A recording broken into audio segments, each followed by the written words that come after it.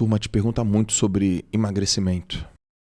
Cara, Por que, na sua opinião, do ponto de vista físico e comportamental, o mundo está tão focado nisso e as pessoas estão tão obesas? Por que a obesidade está aumentando? Por que os dados só mostram isso? Qual é a tua visão? Qual é o teu olhar para emagrecimento, obesidade, Brasil, mundo, do ponto de vista físico, do ponto de vista comportamental? Dá uma visão. minha visão é a seguinte, a obesidade ela está inflando, tá? Ela está num processo de inflação. Por quê?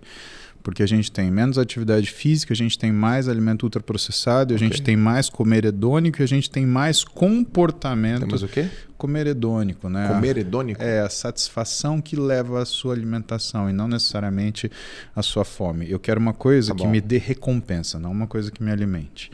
Eu coloco para a pessoa um bowl de fruta e iogurte, mas aí eu coloco para ela uma barra de chocolate. Ela vai na barra de chocolate. Tá? Não que isso seja errado, mas você tem que saber por que você está fazendo. Eu vou me indulgenciar. Não quero me alimentar, quero comer chocolate. Não vem com aquela história de porque o chocolate, porque eu tenho que ouvir a fome do chocolate. Não, cara, sem bullshit. Então eu acho isso. E eu acho que outra razão é, a gente teve uma pandemia feia aí atrás que mexeu com a cabeça de todo mundo, né? Dentre as 50 doenças mais prevalentes pós-pandemia, cara, pensa que as doenças mentais, né, elas ocuparam um papel muito de protagonismo em tudo isso. Então, basicamente, em relação a doenças mentais, 86% das pessoas, se você juntar tudo, de alteração de memória, até depressão, de ansiedade, até comportamento aversivo, isso daí, 86% das pessoas desenvolveram alguma coisa assim. Tá? Fez muito mal para a humanidade a forma que foi lidado com a pandemia. E não é a pandemia em si, tem o que as pessoas fizeram com a pandemia. Tá? Isso fez muito mal para a humanidade, muito mal mesmo. Tá? E existe uma outra coisa que é a forma que as pessoas enxergaram a obesidade, tá? E a forma que as pessoas enxergam, né, o sobrepeso. Então uma coisa é isso aumentando por causa dos comportamentos. Outra coisa é como se fosse alguém colocar um microscópio sobre isso e falar, olha, isso é maior do que parece. E quem colocou isso para ser maior do que parece? Rede social. Por quê? Porque a rede social dá a chance das pessoas fazerem a pior coisa da vida delas, que é compararem-se a outras pessoas. Então o que acontece? A pessoa começa a seguir perfil fitness.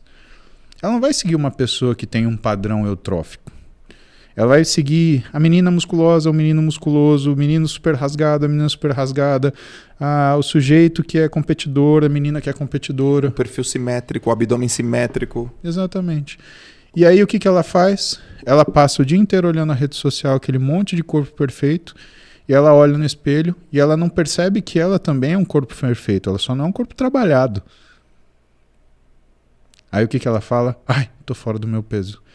Então, acho que se a gente tivesse uma maneira, por exemplo, de escutar as pessoas, a gente ia escutar algo extremamente não real, que é o quanto as pessoas acreditam que elas estão fora do peso. Porque elas começaram a acreditar que os ideais de esporte, os ideais de fitness, eles se tornaram a normalidade. E isso causou uma reação. As pessoas que não têm essas formas físicas começaram a falar assim, opa, pera lá, mas isso está errado.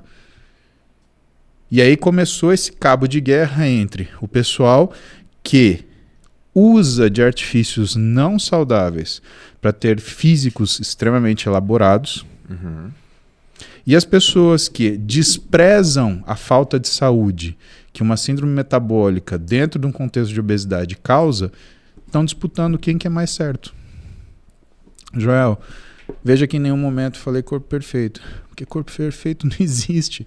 Perfeito é uma idealização. O corpo perfeito é aquele que te serve. Esse é o corpo perfeito.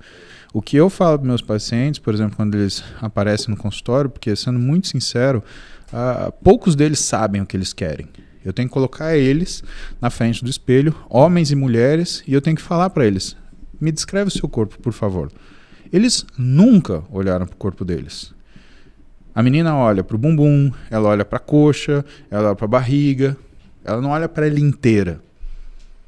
O homem, ele olha para o braço, ele olha para o peitoral. Eu queria ter um peitoral de não sei quem, e o dorsal de não sei quem lá. Cara, você é um Frankenstein, cara. Essas coisas não encaixam, né? Aliás, a pessoa é daquele jeito porque para ter aquele dorsal, ela precisa ter o restante do físico daquele jeito para tolerar aquele dorsal, né? E as pessoas não sabem o que elas veem. Logo, elas nunca vão entender o que elas querem. E por isso tem tanta gente insatisfeita com o corpo.